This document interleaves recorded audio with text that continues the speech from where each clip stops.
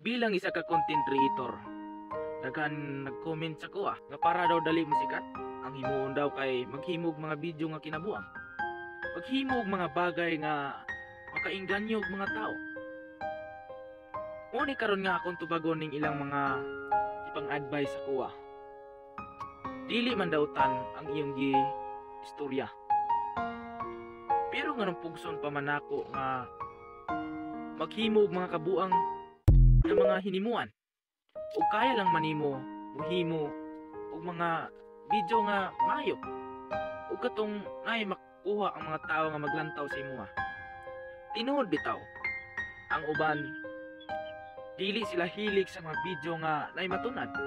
Kay lagi dili na uso. Pero para sa kuha, padayon ang yapon ko sa akong paghimog mga video. Kay kabalo ko nga nalang gyapoy tao nga hilig og nay matun-an sa ilang kinabuhi. Mao na nga pasensyaha ko ug dili na ko masunod ang iyong ipang istorya sa kuha. Ug ang ginaapas lang maninyo